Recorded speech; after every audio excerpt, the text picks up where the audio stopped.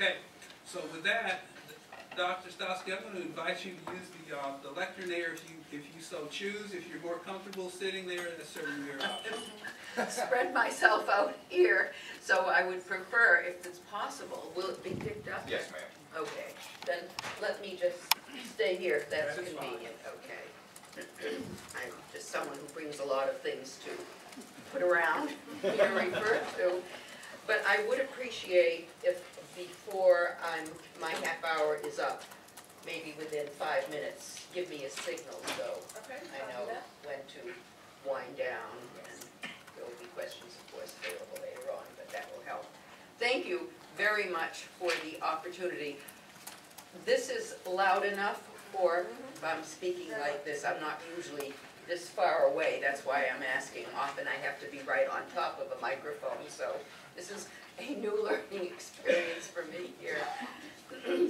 Let me first indicate that what I will do first, and you have the material in front of you for that, is to give you an overview of the process that I participated in as part of Common Core's Validation Committee. Do you want me to sort of aim for this? Just for your comments. Well, it's all right. I'll do whatever I'm told I need to speak. And I will chiefly address English language arts, my area of expertise, because Professor Milgram is here to address the mathematical issues. I will also spend more time towards the end of my talk with my recommendations. I have made 4 recommendations, and they are part of the written testimony that I have provided in advance, so that you have the 5 to 6 pages of my testimony with the 4 major recommendations to this commission, because I believe, as I was told, that this body then makes recommendations to the State Board of Education as part of the process for continuing the work that you have been charged with by the legislature. Let me indicate what the body of my paper is all about. After I give you a little bit of the background that is on a 2-pager called Common Core Facts, which you don't have in front of you, but I usually like to indicate some of these facts just for people who may be new to the entire picture of these Common Core standards. First of all, who developed these standards called Common Core, which is what you now have for your English language arts and mathematics standards in North Carolina.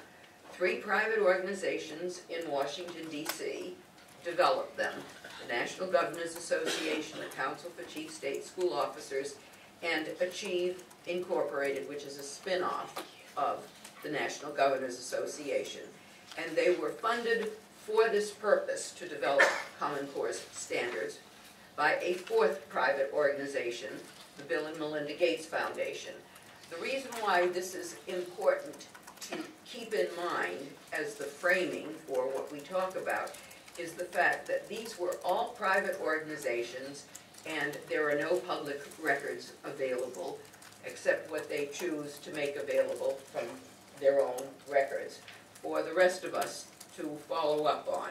So you have to understand that the process of developing these standards, the people who were chosen to develop them on the various committees, all of this is information that is not obtainable by a Freedom of Information Act request, because these are private organizations. So whatever I say, I offer as my inferences or judgments, because that is the best I can offer you about the issues when I relate to the issues of qualifications of the various members of these committees. So we have these organizations who chose different people to help develop the standards themselves in 2009, and it seems that Achieve Incorporated and the Gates Foundation selected the key personnel to write the high school level college readiness standards, so far as we know. They also, so far as we know, chose the standards writers and the members of the validation committee, and also chose this large cast of characters called a review committee that served to give feedback in unknown ways, because we don't have the documentation to look at, to the standards writers. So I value the fact that you are talking about a transparent process here and from now on. Unfortunately, there wasn't a transparent process several years ago, so that we can then understand exactly how we got to the situation that we now see taking place today across this country, where we have state after state trying to pass legislation either to review or revise the Common Core standards that their Board of Education, Governor, and Commissioner of Education adopted, or there are legislative acts in place right now to change the membership that the state may have of what testing consortium or what testing company it will use for the tests that it's going to be giving.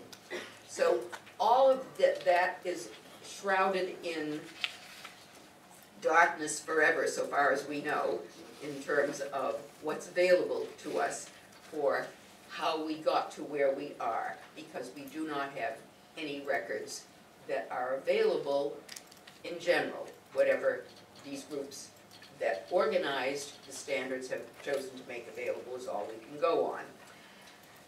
I emphasize in my second paragraph my own qualifications, which were undoubtedly the major reason that I was selected by the Commissioner of Education in Massachusetts, so far as I know. He was the one letting me know that I had been selected to be on Common Core's Validation Committee, Mitchell Chester. And these were my qualifications, and I want to speak very briefly to what I did in Massachusetts, because to this day it remains an important part of my background critique of Common Core's English Language Arts standards. As you probably all know, I have been critiquing Common Core's English Language Arts standards for almost 6 years. And I have done so on the basis of the experience I had when I was in Massachusetts from '99 to 2003, where I was in charge of the development or revision of all of our K-12 standards in all major subjects, particularly English Language Arts, which I had helped to develop a first version of in the mid-90s, before I was even in the Department of Education at that time. The philosophy I brought to bear, and I want you to understand that piece of it very briefly, the philosophy I brought to bear in looking at Common Core's English Language Arts standards was a very simple one from my perspective, the one that I used in Massachusetts, which I believe helped to elevate Bay State students to first place on all of our national grade 4, grade 8 tests in reading and in math, and helped to tie us for first place in science in grade 8 on TIMSS, T-I-M-S-S, the international test that we participated in as a separate country in '07 and then later on again in '11. So there is at least empirical evidence that whatever we did by way of standards and the assessments that were based upon them, and there was more that was based on these first-rate standards, worked. The philosophy I brought to bear consisted of one plank, so to speak, that was this in essence, that we needed to improve the education of all students.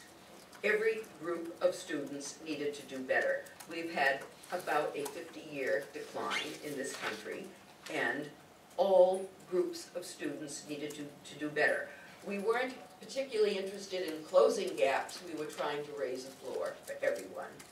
And this was something agreeable to then Commissioner of Education David Driscoll, the entire Board of Education at that time, as well as the succession of governors in place during those years.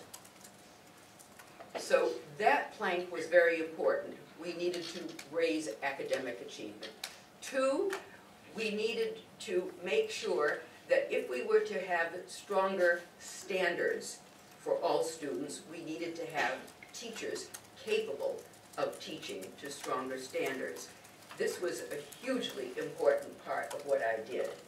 And the reason I have given you in your folder a one-page flyer to my latest book called An Empty Curriculum, The Need to Reform Teacher Licensing Regulations and Tests, which just came out this month from Roman and Littlefield. I'm giving you this one-page flyer because in this book I have put together everything I could remember doing while I worked with the testing company that developed our licensure tests in Massachusetts, as well as what I did with our licensure regulations for teachers. It's a very obscure, arcane subject. There are very few people in this country that know much about teacher licensing regs or care to know about them because the documents are generally unreadable. And the one in Massachusetts was just as unreadable as all the rest of the state's documents on teacher licensing regulations. But it happens to be probably one of the most important documents a state ever produces, because any document that deals with the licensing regulations of the state for the background training of the state's teachers for its public schools is going to have an enormous effect on K-12 education. What those teachers bring to bear will make all the difference in the world. So I was very much concerned with strengthening wherever I could and however I could our teacher licensing regulations and licensure tests, because they were part of what I had to deal with by statute. I didn't have a choice about that in Massachusetts. That was part of the law I was helping to administer. What were all of these good standards that I was developing useful for? As I've mentioned, the standards were important, the K-12 standards, for the K-12 student tests that would be based on them, but they were also going to feed into teacher preparation programs, the teacher licensing regulations. They were also going to feed into the teacher licensure tests and into professional development criteria. This is what good standards are supposed to do. They're not just for classroom curriculum. They have multiple purposes, and all of those purposes had to be worked out in Massachusetts.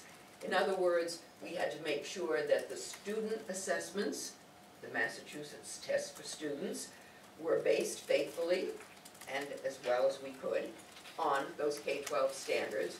We had to make sure that our schools of education were using those standards to prepare new teachers. We had to make sure that professional development criteria were using those standards for veteran teachers, because we couldn't leave those out. They were the bulk of our teaching force, as they are in most states. And we had to make sure that those good standards were part of the licensure tests that teachers were taking, the content knowledge they needed to bring to bear, because the Massachusetts statutes were very clear. I'm spending more time on this than I planned, but this is because this is going to be a major recommendation I make to this group.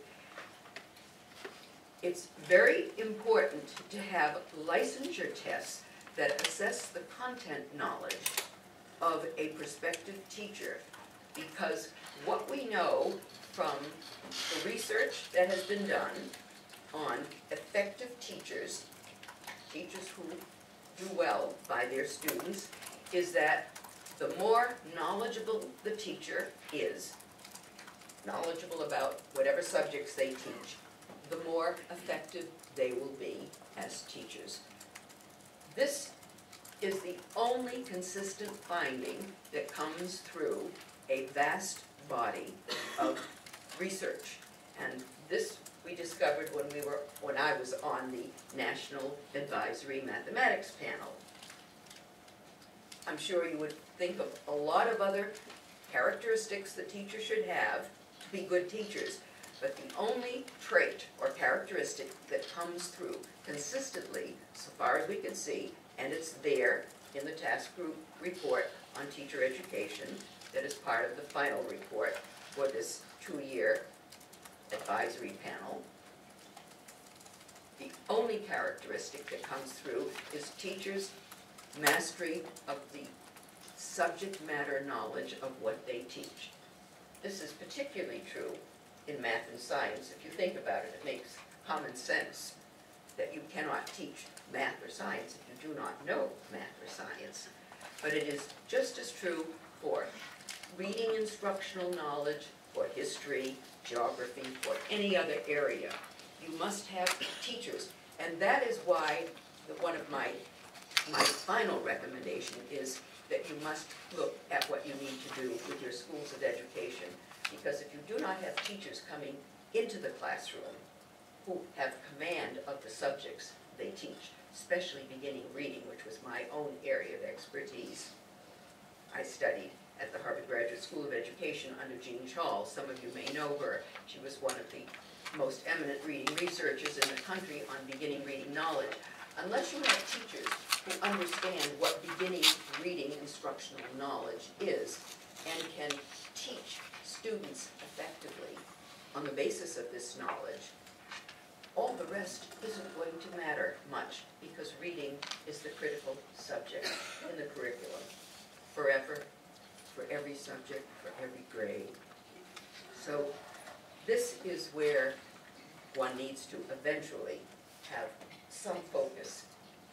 If not from this body, then from your state board of education, however that comes. Anyway, let me proceed through what the next few paragraphs here very quickly in my own written testimony, because what I comment here and provide detail, and I won't read it aloud because you have it to read, the Common Core's standards writers lack the qualifications that one would expect in people who were charged with writing English language arts and mathematics standards, K-12. I go into details for the ELA standards writers. Then we have the validation committee, and I do believe that the Academic Review Commission has received a very long letter signed by all the other members of the validation committee. We were 2 of the 5 members who did not sign off, saying that we could confirm that Common Core standards were internationally benchmarked, research-based, or rigorous. But what about all the others? And all the others have written, claiming, of course, that they were qualified to be on a validation committee. The point that I have made, and that Professor Milgram will make in his own area, is that I was the only English language arts standards expert on the entire committee. It was less than 30, which would raise questions about why these people were chosen. Certainly they were eminent in their own areas of expertise, but they weren't experts in English language arts standards, K-12, which I was by virtue of the things that I had done. So you had a supposed validation of Common Core standards by people who were not qualified to validate or ensure that they were indeed first-rate standards, nor did you have standards writers who were qualified to develop. Not surprisingly, I have, for the past 6 years, been telling states and other groups and parents all over this country that therefore we need to have first-rate standards developed for this country because we do not have them. And you do not have them in North Carolina. You have, as I said at the very beginning, a set of English language arts standards that are identical to Common Core's. They actually refer you to the Common Core site. And then your own Department of Education developed what it calls extended Common Core standards, which look like they are for students who are low performing academically, cognitively impaired. I'm not sure, there are no definitions given. And it's not clear to me how many students would qualify for those standards or how they would be used in the classroom. It is not clear from the website. Someone from your own Department of Ed would have to clarify how many students would be covered and addressed by those simpler standards, which I give you examples of because they are a very simplified statement of Common Core. And that's why throughout sections A, B, and C, I give you examples of Common Core's literature standards and then examples from what are called the extended content standard, which will be used in some classrooms for some students, but who exactly, I don't know, and how many, and how the testing will take place, I have no idea. But they do help to show one of the main points that I have been making all along, and that is, under my criticism of the flaws of Common Core standards, which is going to be the main point under Roman numeral 1, most of Common Core's or North Carolina's ELA standards are content-free skills, not content standards, even though these extra standards are called, ironically, extended content standards. They have basically no content in them. I mean, you could look at them and see that there is basically, for most of them, even where it gets to, say, number 9 on page 3, you see a number 9 where it says, and this doesn't even make sense as a sentence, by the way, determine explicit understanding of accounts of 18th, 19th, and early 20th century foundational works of American literature. Sentence, first of all, doesn't make sense, so maybe there was a typo there to begin with, but that's as far as we get with content for the extended content standard. It really doesn't say much because the students are to read accounts of these foundational works. Could be a 1-paragraph account, 3-paragraph account, we have no idea. In any event, the standards do not have the content that true standards have, which is why I wanted you to look at D. If you go to section D on page 4, examples of authentic ELA standards, this is part of the secret in Massachusetts, why Massachusetts students did so well on both the national and the international tests it took. Here's from California, which also had first-rate ELA standards. Notice the content embedded, and I'm using grades 11 and 12 consistently so you can see somewhat similar things across these standards.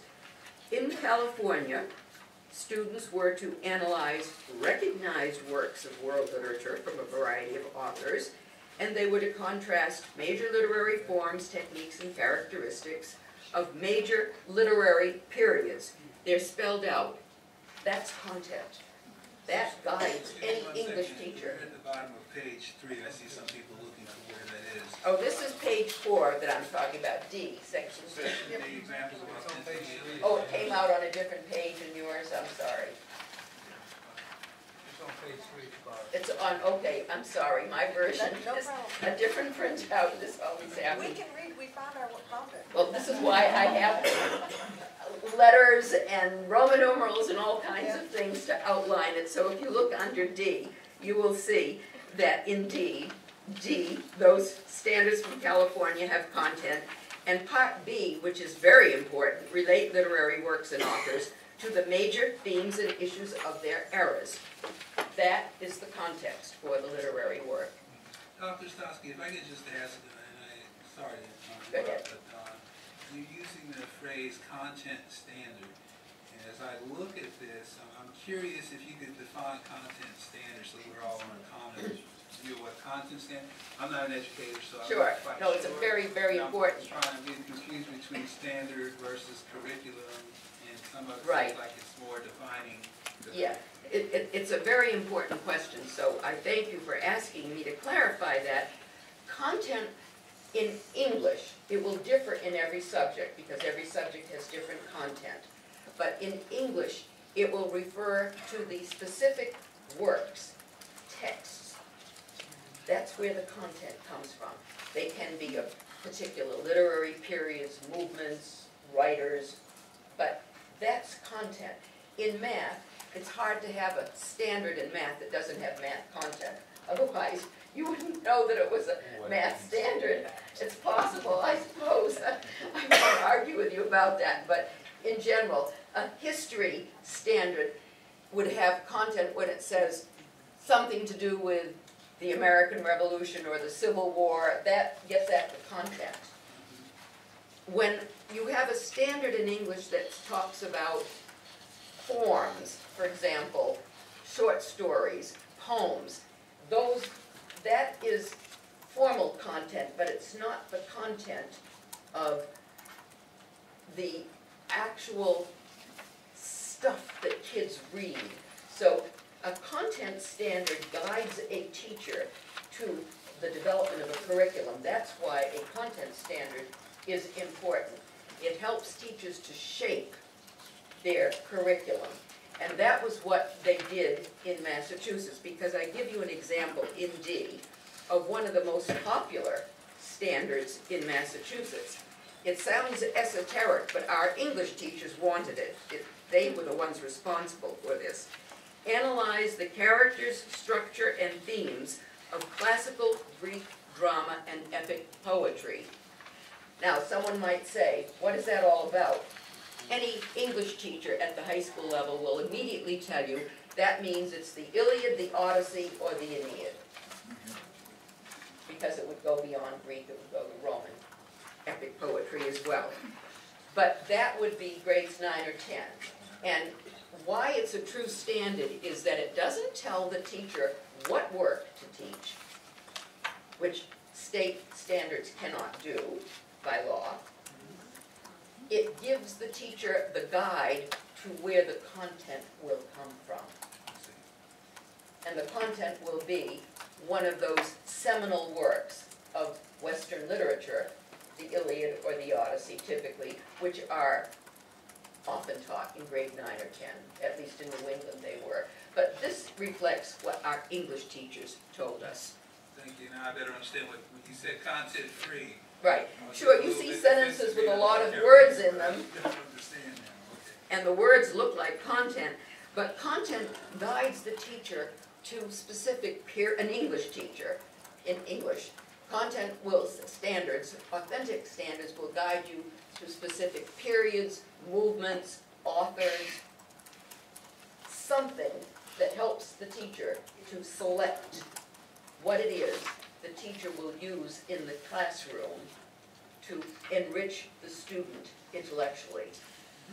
Okay. Dr. Stotsky, don't let me interrupt, but you have about 5 minutes left. Okay, so now we want to get to the recommendations because I have spent a lot of time on important details, but you can read through those particular examples, including Roman numeral 2, 3, and 4, which are my criticisms of Common Core's ELA standards, which are criticisms of what North Carolina has, and what I want you to think about as something for you to discuss as a review commission. First of all, I think your Board of Education needs to think about how it would get developed rigorous internationally benchmarked standards, particularly at the secondary level, which is where we're missing the meat or the beef all across this country because most states have adopted Common Core. And I have actually laid out steps and procedures. I didn't give you that page, but it's available. Procedures for any state to follow, whereby you begin with 2 committees headed by people in higher ed, arts and sciences. The math committee would be chaired by someone in math, engineering, or science, and the ELA committee would be headed by a literary scholar, someone in English literature or language from the college level. And then you make sure on the committee, which is not huge because you don't get work done by huge committees, you need relatively small committees, I know that from my own experience, you want to make sure that you have a lot of high school English teachers on the ELA committee and high school math teachers and science teachers on the other committee. Because if anyone's going to develop college readiness standards, those are the 2 groups. This was the first thing that baffled me about Common Core, that the 2 groups who should have been there were not there. High school math and science teachers, or high school English teachers, and those people in higher ed who teach math and English or literature and science. Anyone knows what college readiness means, those 2 groups do. The English high school teachers were almost absent, couldn't understand it. Even on the validation committee, I had to keep asking for one person, at least, who represented high school English teachers until we finally got someone. In any event, that is how you begin the development of first-rate standards. You get content experts, and thank you for helping clarify the word content. Number 2, and this is as important for North Carolina as for any other state, I think this is the right group to ask your State Board of Education or your Board of Higher Education, or both, for the development of matriculation tests, which many countries have. In other words, those are the exams that are developed by higher ed faculty for admission to your state university system. And you can work out levels of performance, but they're the ones who decide who goes into what part of your system with what requirements. This isn't a judgment to be made by the kindergarten teacher. This is a judgment to be made by the people in higher ed. This is in no way denigrating the kindergarten teacher, who is perfectly qualified to judge what needs to be done in kindergarten. But what math and science requirements a high school graduate should have for becoming a STEM major, that is something that a content expert needs to give advice on. And that's where the matriculation test will come from. Now, number 3 is something to consider. New York State did this successfully for many decades. Different types of high school diplomas for different types of kids. Not everybody wants to go to college. Not everybody wants to spend time reading and writing. There should be high school diplomas available for different types of coursework. You could have high schools of performing arts, high schools of languages, foreign languages, high schools for humanities, high schools for different technical careers. There are many different kinds of high school curricula that would keep kids in high school and get them to a high school diploma. Right now, we've totally missed the boat on that, but in Massachusetts, we've done very well on that. The gem of the Massachusetts system is a system of 30 vocational, regional, technical high schools that have waiting lists for the most part, because parents and kids have found out how valuable they are. They service their needs, their interests. The last one is the one that I began with and that my latest book would address. Unless we begin by restructuring teacher and administrator training programs here in North Carolina, Massachusetts, everywhere, we're never going to improve K-12 education.